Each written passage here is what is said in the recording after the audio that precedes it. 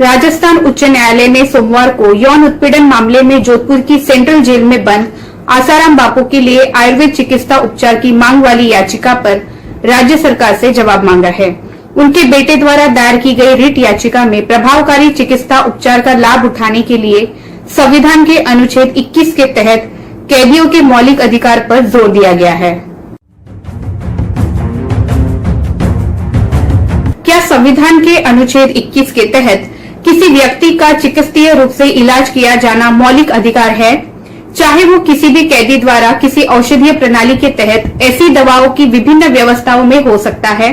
जिन्हें allopathy, Ayurveda, homeopathy आदि से मान्यता प्राप्त है राज्य द्वारा, जैसा कि वो चाहता है या जिसके द्वारा अपने स्वास्थ्य में सुधार की उम्मीद कर रहा है। क्या किसी कैदी को दवाओं की ऐसी प्रणाली के तहत चिकित्सा उपचार से गुजरने के लिए मजबूर करने की राज्य की कार्रवाई या जिसे कैदी द्वारा स्पष्ट रूप से नकार दिया गया है या जो कैदी द्वारा वंचित या अलग है, वो संविधान के अनुच्छेद 14 के उल्लंघन में है?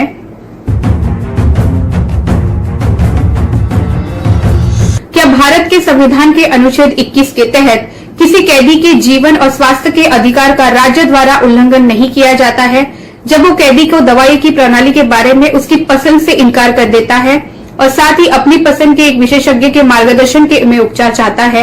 जहां कैदी के लिए राज्य द्वारा प्रशासित उपचार उसकी स्वास्थ्य स्थिति में सुधार नहीं कर रहा है बल्कि उसका स्वास्थ्य बिगड़ रहा है। जस्टिस अरुण भंसाली की सिंगल बेंच ने मामले की सुनवाई 18 मई को तय की है।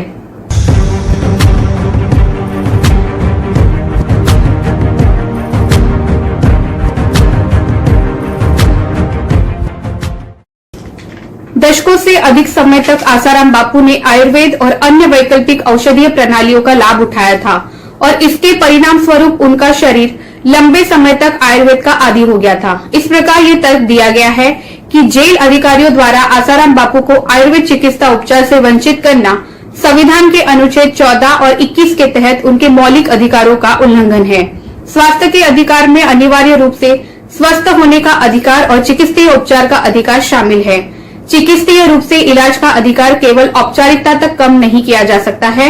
और इसका प्रवर्तन केवल व्यक्ति के स्वास्थ्य में बेहतरी के उद्देश्य से होना चाहिए।